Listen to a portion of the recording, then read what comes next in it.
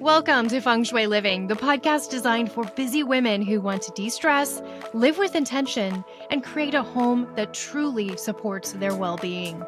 Each week, I'll bring you practical tips, insightful ideas, and simple strategies to enhance both your home and your life. Let's get started.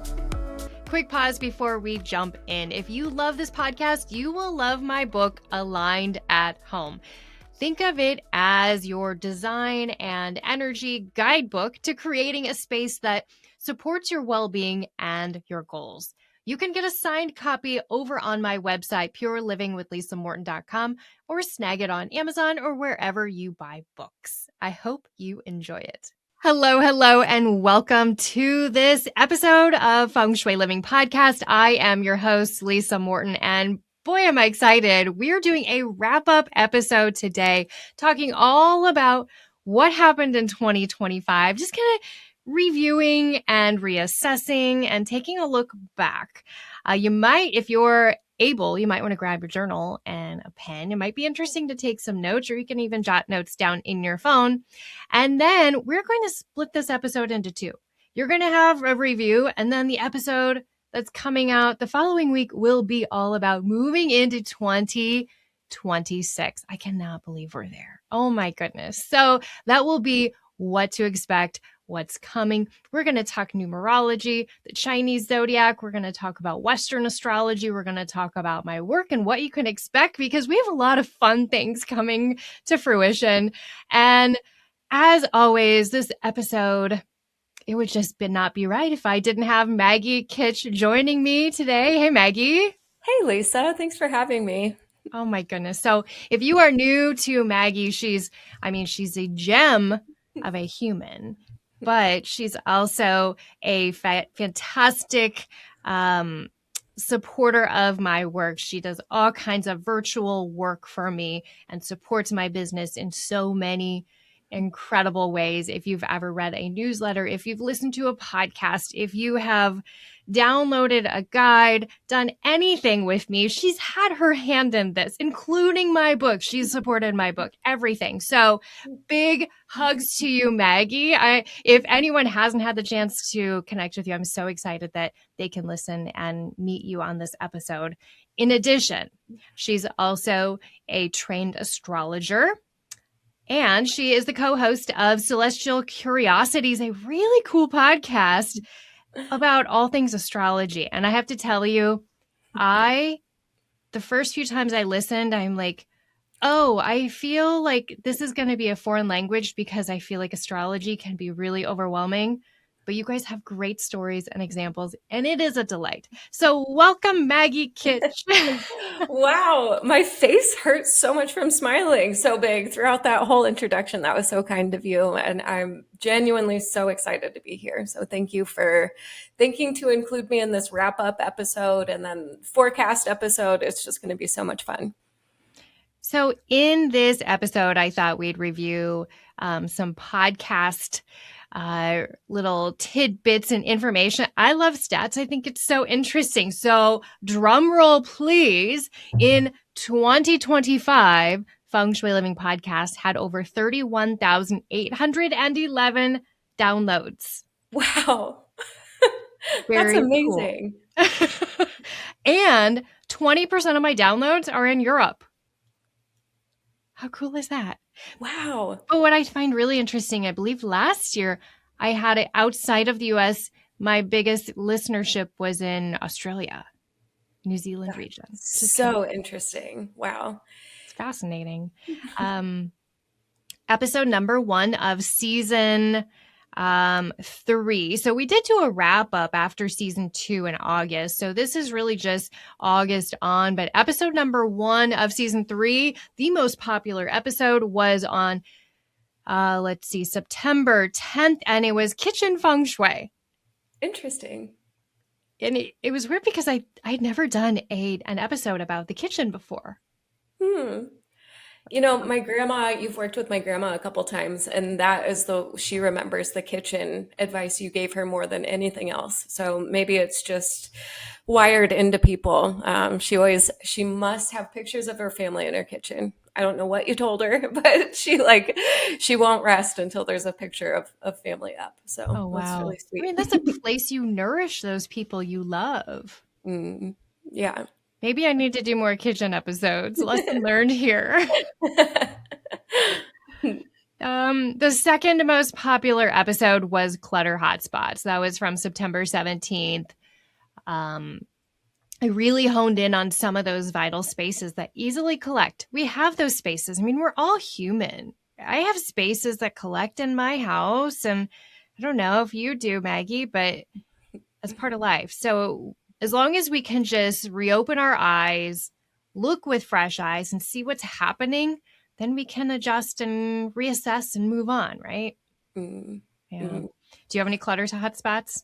Oh my gosh. Yeah. And it's always it's just like good feedback from the universe being like, all right, you're putting a lot of focus on taking the next step, but you're not like closing up the loops that you've opened behind you. So it's like not the root problem is the clutter itself is not the root problem. It's like that I haven't given myself any time. That's the root problem. That's good. See, I knew it'd be amazing to have you join and give your input. You always have such brilliant things to say. So that was the podcast. We also launched the VIP subscriber podcast this year, which was really fun. I was a little nervous how it was going to go. What am I going to say? But everything really kind of came natural. I didn't schedule, I didn't plan. It was more of, hey, there's a way I want to go a little deeper in this topic. And for those who have worked with me or who want to dive deeper, here's some content I want to share with them. Or it was I'm just randomly on a Tuesday evening and I'm like, I have something I want to say or something I want to share.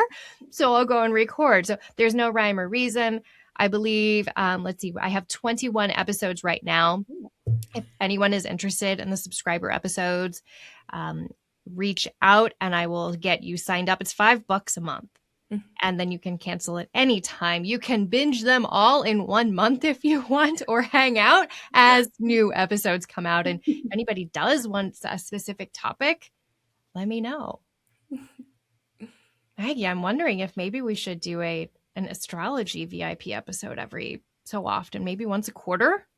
I feel like we totally should. That could be fun. That Yeah. could be really fun. Mm. Okay. Also in my work, I launched the intuitive home method, which, boy, I spent a lot of time creating this service. I knew it'd be good. I didn't know just how awesome it would feel. It's 30 days. My plan is it's 30 days of transformation. It is working on your space, looking at your space with different eyes. We do guided meditations. We look into the numerology of your home. We do a full feng shui assessment. We meet once a week for an hour for 4 weeks. It's equal parts feng shui, your house, and looking at your home, but it's also kind of like coaching too. Like we're getting into some deep topics. We're really working and navigating. And it's amazing the stuff that's come to fruition and that it has become clear for a lot of my clients. And it might be my favorite thing to do anymore. It's been really good. So right now I do still have my introductory pricing, which is a really good deal, but that will be ending. I don't have a date picked yet, but I do eventually have to end the introductory pricing. But that's been fun. It's a way to go really deep with clients. I mean, we'll work on something, but having those 1-hour sessions,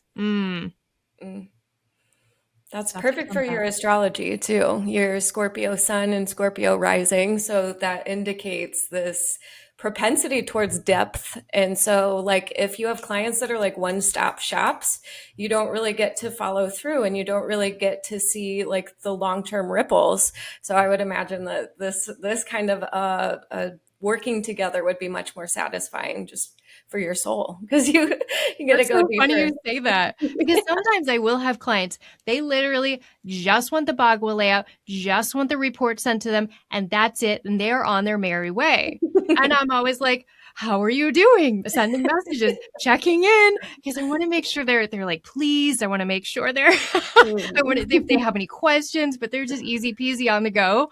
Yeah. So Like it's that was interesting how sometimes it's just kind of like it's working, it's meshing the way it's supposed to. I love that. So that was the intuitive home method we launched. And then another drum roll. The book, Aligned at Home, my book came out on November 7th, 2025. And this was a dream come true. This was a year of writing. I had the most amazing writing coach. Her name is Gail Kersner of the Savvy Red Pen, and she is located in Cleveland, Ohio, but she works with people all over the country. And Gail is just this amazing human. While I was writing my book, I processed a lot. I worked through a lot. I mean, it's rather informational. You know, it doesn't, you know, I'm honest in it, right? But it doesn't get too deep or any. But there was chapters I wrote that never made it in the book, but she just was so great and supportive in helping me.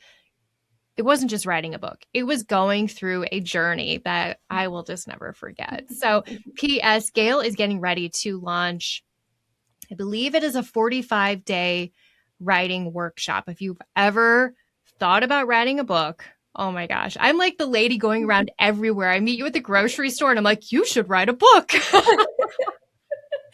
Oh my goodness. But she's doing this 45-day challenge. So if anybody wants to connect, you can Google her and find her, the Savvy Red Pen, or I'm happy to connect you guys. So the book came out and really fun. Maggie, will you share about how we picked the date for the book launch?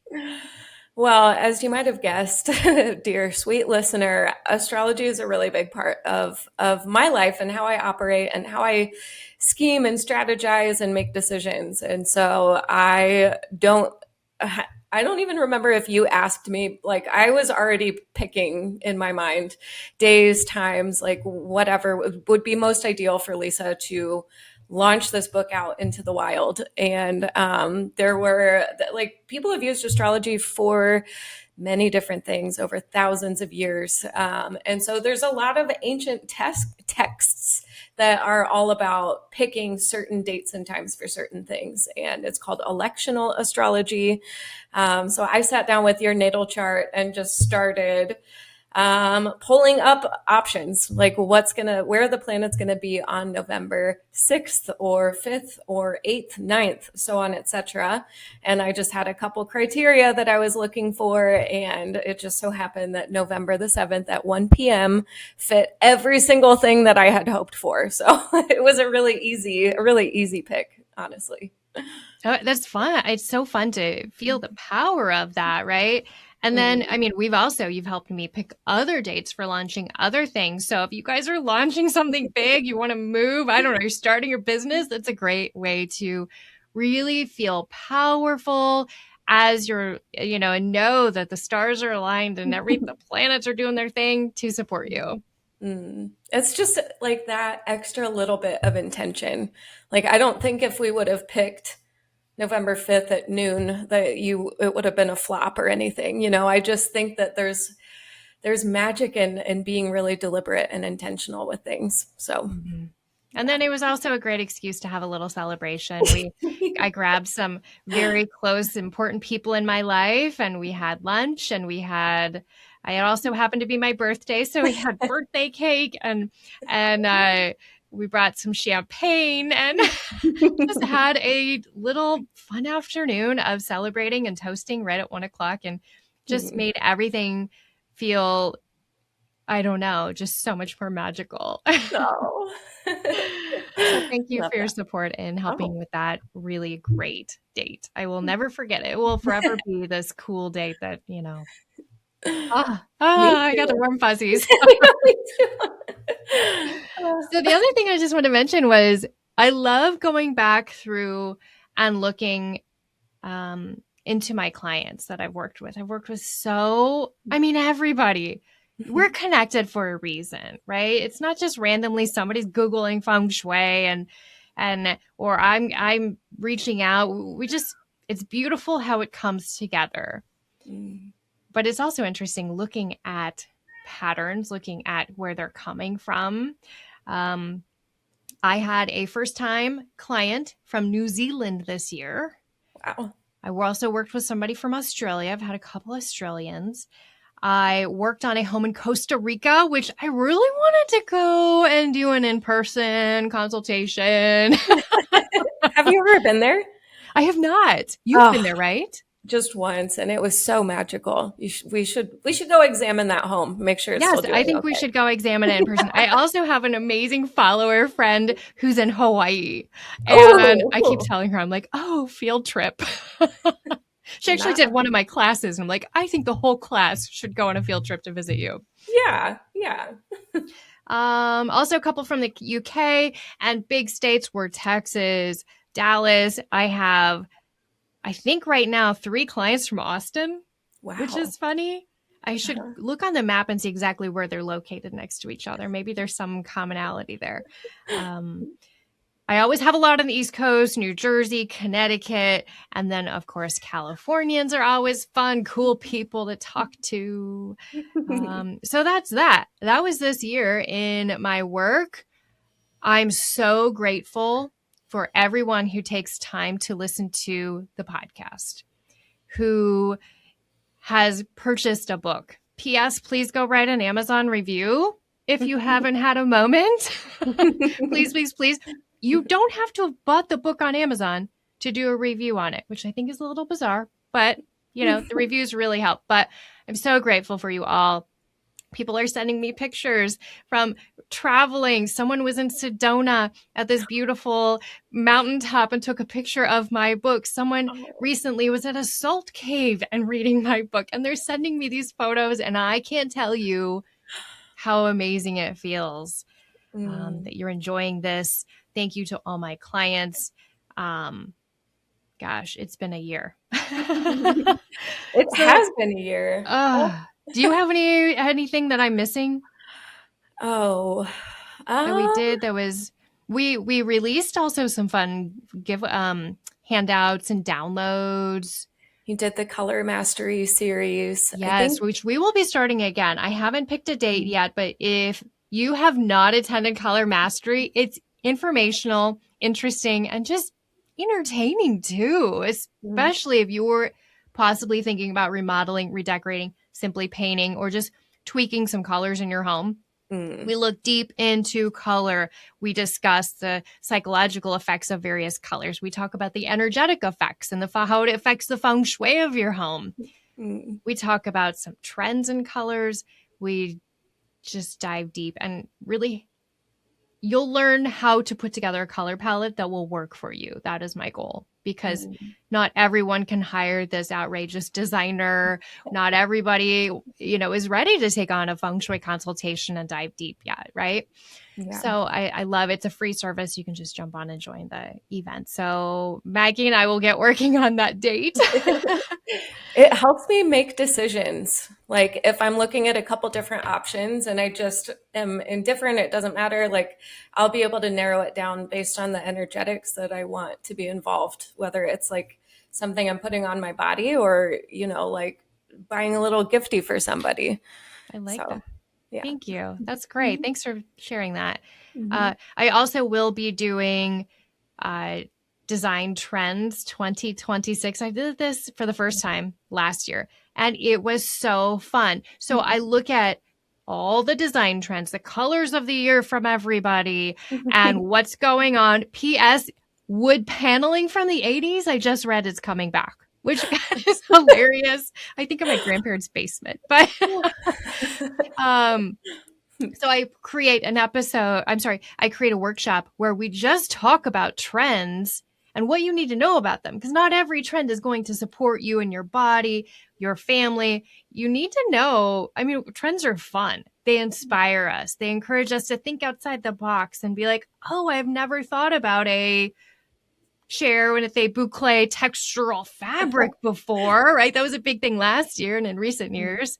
But how is that going to make me feel? Like if you need comfort and a sense of coziness and grounding and earth element, that's going to be great for you, right? So it's just, we'll dive deep into what these trends are and what you need to know about them. Date on that, TBD, but very soon.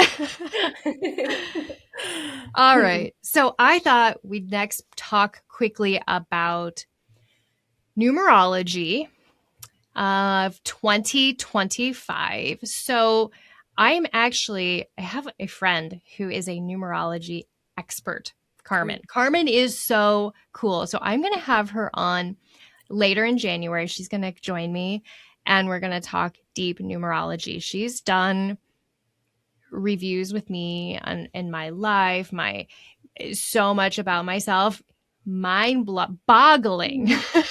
Very cool. I strictly know the basics of numerology. I studied with my teacher a little bit. My focus is your home, right? We look at your home address, what it means, what that can mean for you. It's really cool when you compare addresses, maybe a previous address that you lived at and where you currently are. Or I do a lot of work with clients who are considering buying a new home. I'll look at the general floor plan to get an overview. Here's what you're going to struggle with following the Feng Shui. Here's what you need to know. And then we'll do a quick numerology report just so we can kind of expect the energy. We know what we're getting into. But last year, we're still in 2025. We're in a 9-year. Now we know everything in life is cycles. We've talked about actually the episode where I talk about the season of winter and water, right? I get into this a little bit. It's all cycles. Everything's in cycles, right? From morning to nighttime, to morning again, to nighttime, to the seasons, the 4 seasons, the 5 elements. Maybe you follow a different system with 4 elements. Maggie, you live in cycles with astrology, right? Big time. Numerology is the same. We're following this cycle, and 9 is all about endings, completion, right? Tying things up. And we'll talk in this second half of the episode about what you can expect moving into 2026. So we've been tying up, we've been assessing, we've been, bringing things to completion. So you might want to take a minute. This is a great journal prompt moment. What have you tied up? I've noticed some friendships just weren't, people grow and shift and change. And some friendships they ran their course and it's time to move on. Some personal beliefs, some personal things I worked through. Maggie, do you have anything that you noticed that feels like a 9-year? It was a wild year, and I would say, yeah, definitely there were some things that came to endings. There were things that fought their way out that have just it wasn't an easy, simple, just close the door. It was trying to get back into the room and that kind of almost desperate, I don't want to close yet energy. And it can feel like a lot. It can feel really consuming in a big way. And I think that I'm just curious to see how 2026 is going to feel. So, well, let's add another layer to that, because back in January on the 29th, we moved into the year of the wood snake following the Chinese zodiac. So when we think of a wood element, the wood element is all about healing and moving forward. It's, if you've been ill, I love to bring the wood element in. If you're working on a new project, it will keep you going, keep you moving forward. Um, but then the snake, which I know we talked about this last year. I have such a phobia, and everywhere there's like pictures of these critters, and I'm like, I don't want to see it. But I also think it was a lesson, right? Yeah. So the snake is all about endings, shedding, releasing, closure, um, breaking cycles, which that one came up a lot for me this year. Mm. Releasing attachments to things that maybe you think are supporting you and they're not. And oh Mm. boy, This took a deep turn. right? I mean, Well, it's been a good year. It's been such a good year, but mm.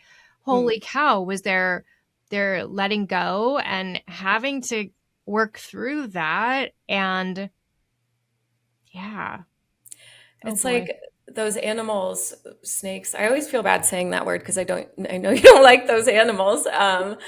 But they shed their skin. They literally like get rid of a part of themselves so I don't know the frequency that they do that at, but that is just, I feel like that's what last year was. And if you think, like, have I been doing my best to keep my skin on instead of just letting it slough off so I can breathe? I think that it can be really easy if we're not paying attention to want to grip onto it and keep Mm. that skin around us because it's safer.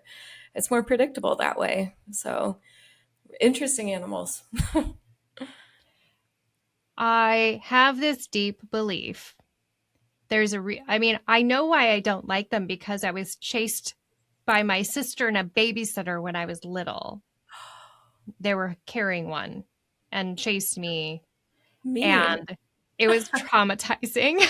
Yeah. Yeah. But I also believe there's a deep connection. Will I explore this deeper someday? Maybe. But interesting, last spring, I did a very intense self development retreat, life changing. And I don't know when it was, probably 2 weeks prior, twice. And we live on a rural property. Twice I went outside and there was a shed in my bed, right by all my plants and everything. And I'm going to my husband, go do something with it, right? So this happened prior to the retreat. So I'm thinking, oh boy, and it happened twice. I don't know if it was the same critter and he only got rid of part of it. I don't want to know. I don't care. I saw it. Okay, I get the symbolism. Interesting. I'm in my car getting ready to go to the retreat. And it was weird. There was one right in my driveway. Like I literally he was the little guy, but I had to straddle my tires to get around him, right? And I'm like, what a symbol here. Like I get it.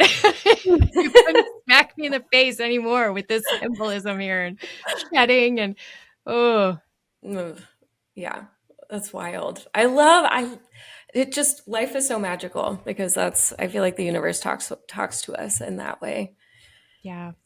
That's great, but I'm also done with them. So let's move on to a new animal. And the year is almost done with them. Yes, yes. P.S. I know this gets confusing. I see a lot of people posting online, and this time of year, yay, we're almost to the next shiny, year of the horse. And I'm like, put your brakes on. It isn't until February.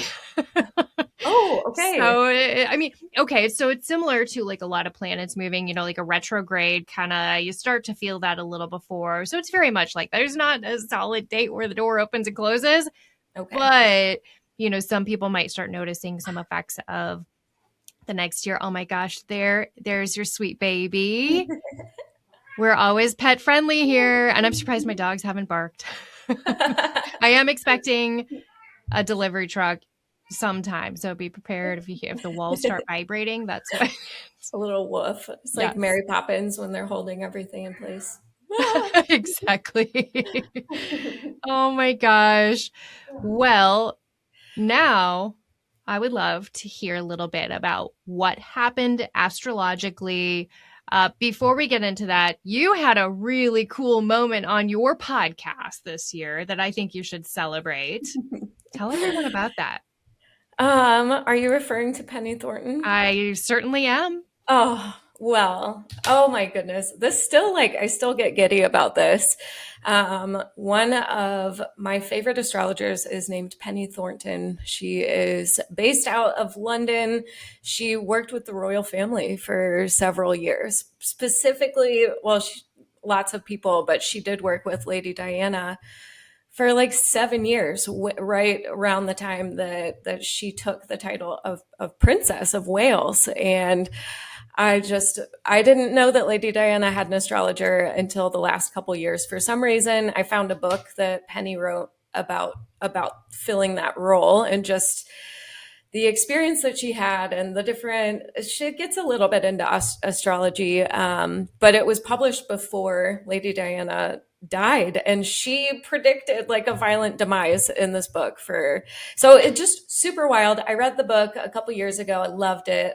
Sent her an email. I was just Google found her email address, and we stayed a little bit in correspondence, and then she agreed to come on Celestial Curiosities, so we got to interview my favorite astrologer. She was the first interview that we did. I still can't really believe it. And it just kicked off kind of a new chapter for my podcast. And I'm so appreciative. I'm so grateful. So we do have an episode featuring her where we talk about the coronation of King Charles more specifically. So it was really special to me. Thanks for Very remembering. Oh, heck yeah. I think that's so neat. Anyone who I know likes the royal family or anything, I'm like, oh, you have to go listen. It's Um, fascinating. so that was anything else you want to share that happened in your year or with your podcast, with your work, with any, I don't know. Just a big year, like unpredictable, just like any year, I suppose. We don't really truly know what the year has in store for us as we start it, but I just feel like everything was significant. Everything that happened, there were some ups and downs, as years often have with them, but I feel like they were just so important. So I'm still kind of navigating some of the ripples and some of like the newness, because new territory is often threatening for our nervous system. It's not predictable. So, like, our brain is like, is there a tiger behind that couch over there? Like, is there something really dangerous that I need to be aware of? Do you And think that's why people want to do like resolutions and I like it do. brings us a sense of grounding? I think that's why people cling to their traditions. And I'm not throwing any shade at people that love their Christmas traditions or their New Year's traditions. Like, I support you. Enjoy your traditions. Go forth and be traditional. Um, but I think that, like, I come at it from the side of curiosity. Like, I want to know where this came from. I want to know why it started. I want to know a little bit more of the background details before I throw myself fully into something, which can feel really isolating. My other family members don't necessarily feel that way.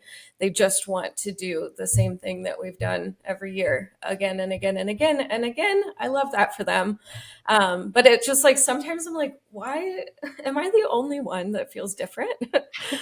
But yeah, finding it's easier to have compassion for them, because I think that we all find our own ways to kind of settle into the unpredictability of things. And traditions can just be an easy, reliable, consistent way that we do that. And then so can looking forward and thinking about, okay, this is what I had this last year. This is what I'm going to work on or bring forth or activate in the future. And I think that feels good to have a little bit of a plan, you know? Yay, I love this. Okay, Yeah. share with us what happened this year because sometimes we have to like go back and review because we're like, I totally forgot that happened. Mm. Yeah. So I'm not a great, like, I don't always know what's going on in the world because it's too much. It's too much. Um, but I just think it's so interesting. So this past year, 2025, was kind of a year of thresholds.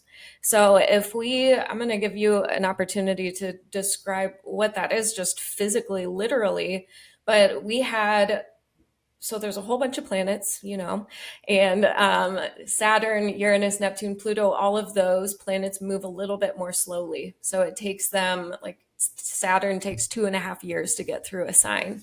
Uranus takes like about 7 years to get through a sign. Neptune takes about 14. And then Pluto, I mean, they all kind of vary a little bit, but they give clues about the energy over periods instead of just days, weeks, hours. Venus, Mars, the sun, the moon, all of those planets move pretty quickly. So if they're activating different energies, it's kind of like a flash in a skillet. Like it's fast, we feel it, we adjust, and then the next day, the energy is a little bit different because everyone has shifted. But over 2025, we had a couple big, slow planets go into different signs and then retreat back into their where they started. And then coming up in like January, February, those planets are going to make their final crossing of a threshold. So for a lot of people, this past year didn't really feel like linear. It didn't feel like there was things that were being dissolved and things that were being shaken up and things that maybe just like pragmatically you're like not sure what to do with it exactly. And I think that that's because of this shifting kind of energy. We've had Neptune in Pisces since like 2012, so we all got really familiar with that kind of energy. Then Neptune changes signs and we're like, what?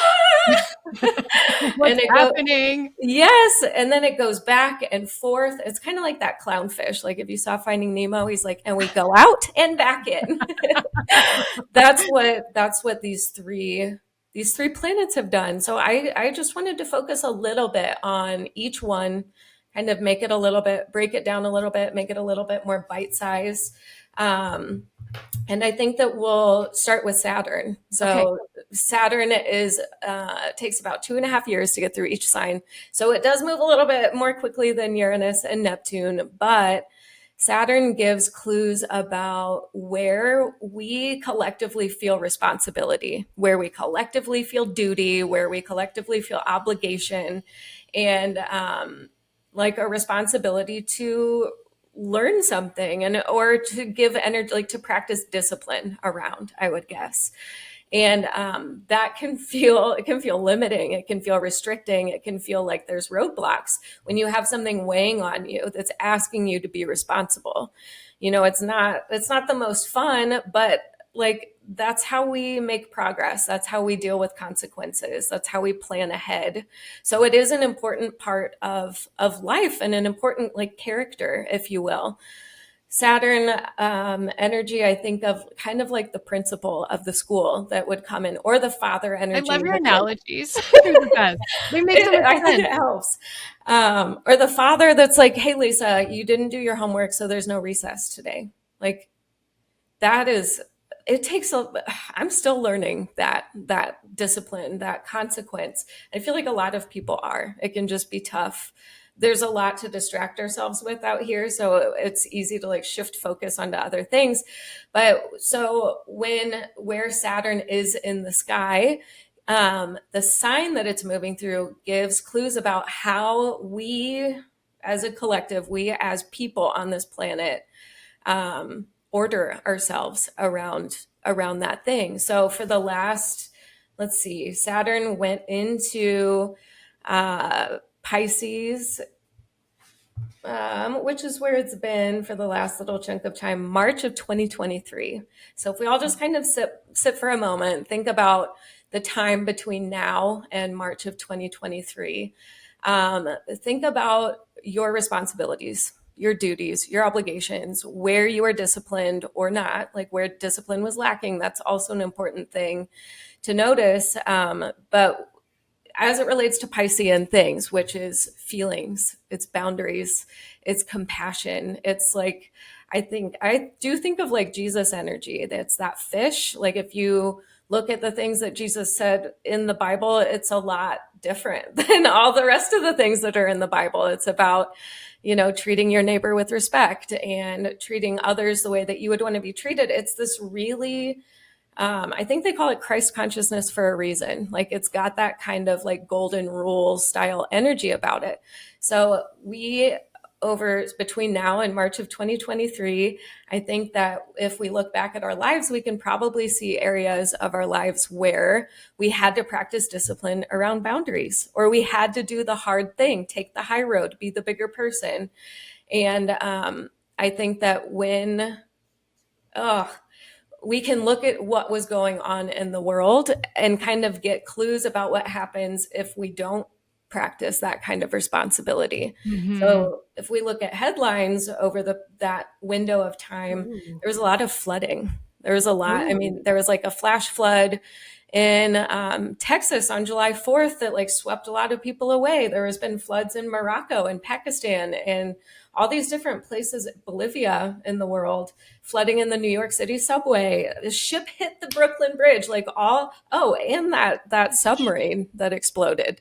Oh my Like gosh. so many water heavy themes. And that's what Pisces is connected to. It's connected to water and flowing and We had the flood um, from the hurricane. that too. Yes, water. Florida house flooded. Yes. Like, all Yes. this is hitting me, Maggie. This is wild. It's so to me, that is very clear. It's like the universe saying, this is what happens when you go unchecked, when your emotions go unchecked, when you don't have discipline around them, when you don't have boundaries, when you don't have some order here. And Pisces also, more than just water, which is associated with feeling, processing, intuition, some of those slower, more feeling, like you have to meet it to feel it to decide what to do. I feel like I'm having this therapy session going on in my head right now. Are you? Just a bit. But so in my mind, that's just what happens if you don't have discipline around feelings. If you don't, and like, I feel like with how connected everything is right now, gosh, we're accessible all the time with our phones and our email. And like, I had someone text me and was like, "Hey, I sent you a message on Telegram." And I'm like, "Can you just put it here? Like, why do I have to go to a different app to get this?" It's so connected, but that kind of blurs boundaries between like how accessible we're accessible all the time. And that kind of like makes us a little bit more permeable. So Mm-hmm. over this last 2 years, and there's still time, to think about that and how am I going to set myself up for success as it relates to a little bit more order in that area of my life. So I'm not so consumed by the feelings of everyone in the room around me or the feelings of everyone on my Instagram page or, like all of that kind of stuff. Wow. So Ooh. we're changing. So in May, let's see. Um, in May, it went into Aries. So we had Saturn change signs temporarily. It stationed retrograde, which means it just appears to be moving backwards from our position here on Earth, back into Pisces in September. And that's where we're going to finish out the year, is Okay. Saturn in Pisces. So Okay. that's the last little stretch of that. And it will go back into Aries for the next couple years on February 13th. 2026. So if you're listening to this now, Well, I we'll talk encourage, about in the next episode, we're going to talk about going forward, right? yes, yeah, Okay. yeah. Okay. So in the sake of honoring what we're coming out of, I think just to journal or talk to your friends about that kind of order and that responsibility that you have to yourself. So you're not like your own internal waters aren't flooding everything out in your life, which can be really easy to do sometimes because life can feel really chaotic. It can feel like especially if you're a sensitive person and it's easy for you to perceive the pain and the suffering that's going on around you, it can just be really tricky. Yeah. That can be tricky to navigate. So before I bulldoze forward anymore, I'm wondering if you have any suggestions for people, just easy little quick fixes that they can bring into their homes to maybe just encourage that responsibility or that discipline, I guess. Are there elements or colors or anything that comes to your mind? Well, I always default to the earth element. I always say if you feel like a paper bag floating in the wind, then you need that grounding, right? You need to feel your feet on the earth. That's the colors of beige, tan, brown, chocolate. Are they Mm. the most fun colors? maybe not, but I have to tell you, I have this favorite chocolate brown hoodie. I Oh, put that thing on and it's so comfy and cozy, especially if you put the hood up and you're really cold with your cup of tea, right? It feels so grounding. So mm, maybe just do an experiment, pick up a throw, right? mm, That you might put in, have on the edge of your sofa. And if you're feeling that frazzle, just like put it on and just ground and just feel it on your body, see it out of your peripheral vision. You don't have mm. to paint your whole house brown, right? But little moments of the earth element to really just get grounded. Mm. Also, kind of fun. Last week I went down to visit Maggie in Naples, in Florida. I needed some sunshine, and we did a little scheming for 2026, little planning, and also just had delicious food. And while we were there, I can't remember what it was called, but I was reading about people creating. It was basically a non-techie tote bag Oh, that you fill with things, which I think is brilliant. I think everybody should do. I'm going to do it. It's a tote bag to have on hand. So whenever you get that spark of, I want to scroll and waste time scrolling, but it's, because we're all addicted to it a bit. Instead of scrolling, I'm going to reach my hand in this bag and pull out a crossword puzzle, a book, knitting needles, whatever you want to put in your tote bag. Maybe it's a little watercolor package of Mm, kit or something, or a mm. sewing something or other. Non-tech bag. I got to figure out what it was called. I'm going to research, but I think it's brilliant. I think everybody should do it. So, I think that's brilliant too. Melly just recently, my co-host on Celestial Curiosities, just got into cross stitching. I think oh, that's so cool. cute. It That it is makes your mind slow down because you have to. It's repetitive, you know. Mhm. So that's really good advice. The tote bag. Pisces, you can make like a Pisces mood board. Just search Pisces on Instagram or Pinterest, and just if you're curious about this and you want to and like just lean into it a little bit more, give it a little bit more time.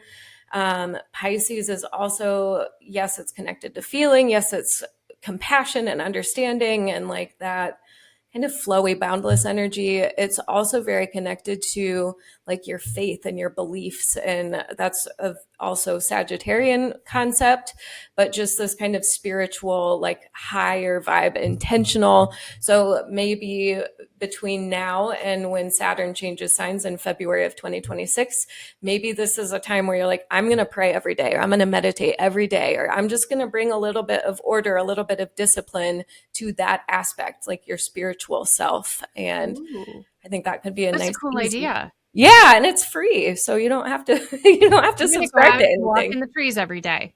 That's going to be That's, my thing. I'm going to go outside and walk in the trees, oh, walk in the woods. I think your body will thank you. Yes, that's like an experience for me. That's my thing. What about you? What would you do? Hmm. I need to meditate more.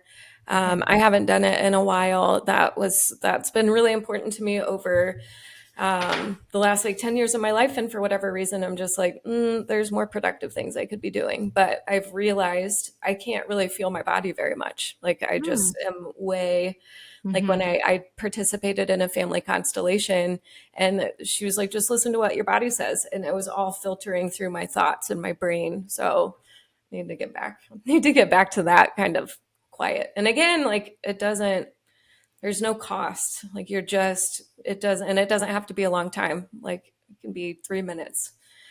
So Very cool. yeah, bring a Awesome. little order to your spiritual practice.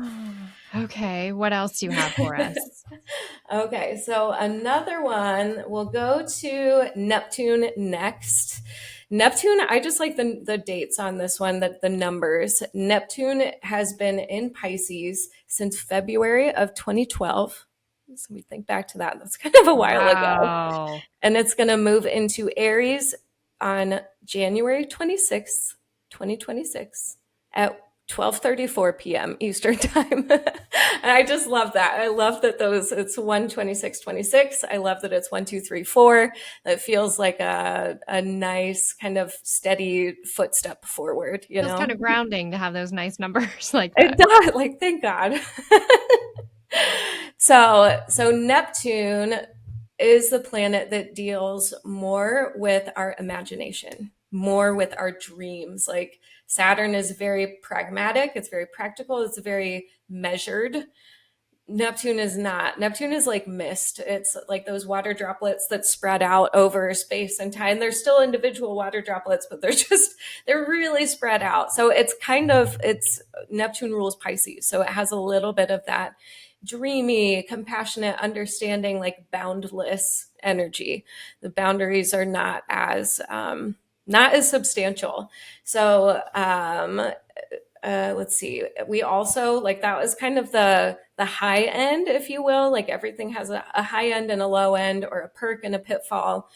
So the high end of that is everything I just said: the imagination, the dreams, the compassion.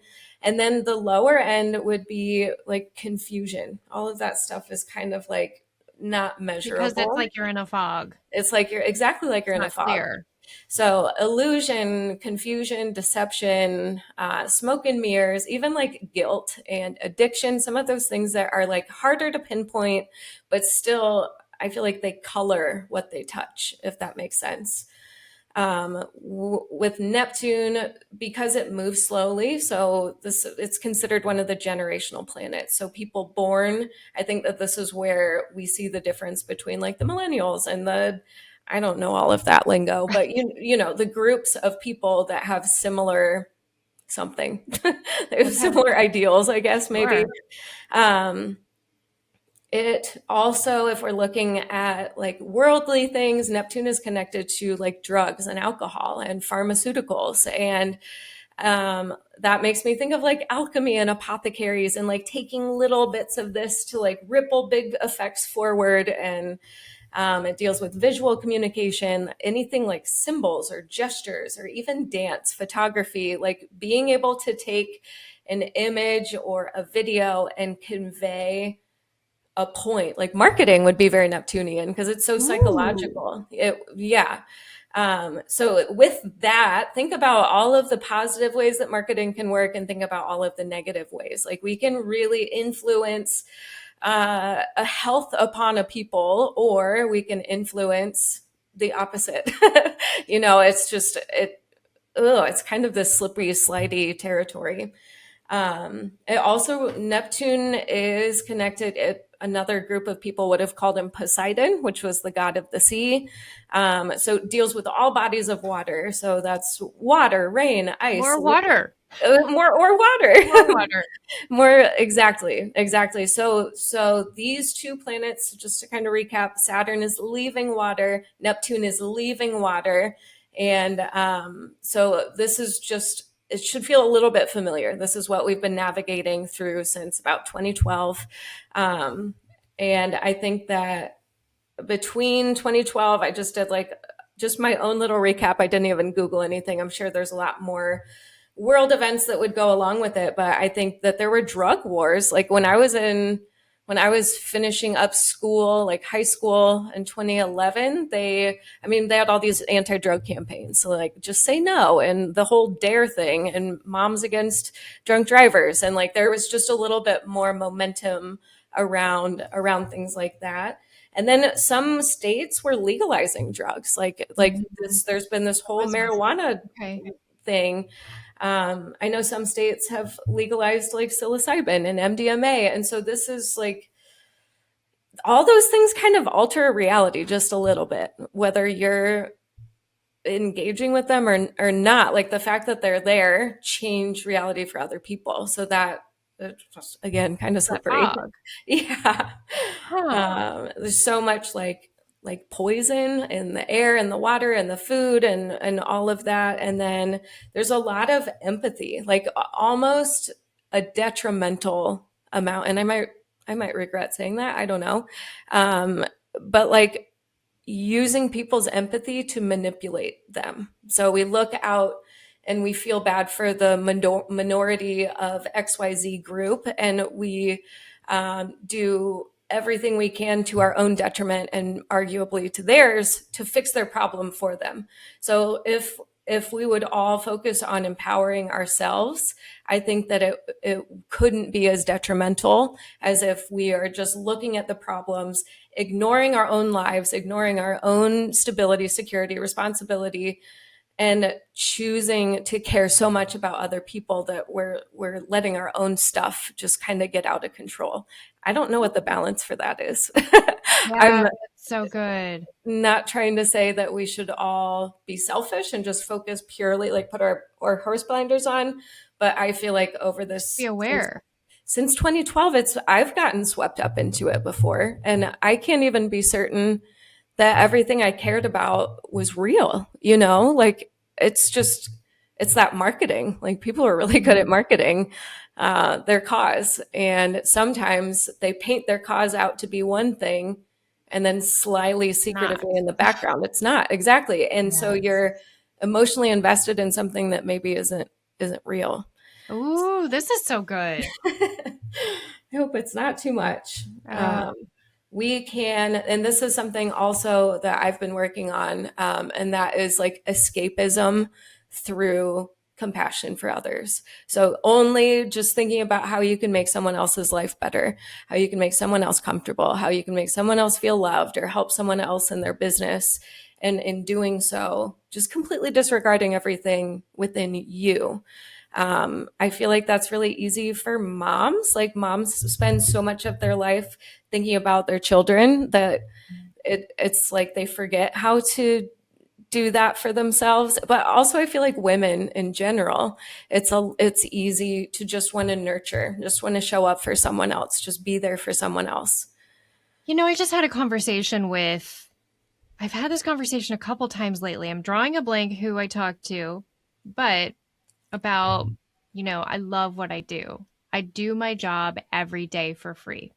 And she was saying the same thing, right? And it's just like, gosh, I would just work for free and not charge anybody anything if I could, There's a Wow. point in my life. I mean, I really life wasn't flowing like it is now. I mean, I didn't know then what I know now about finances, about alignment with my home and everything, right?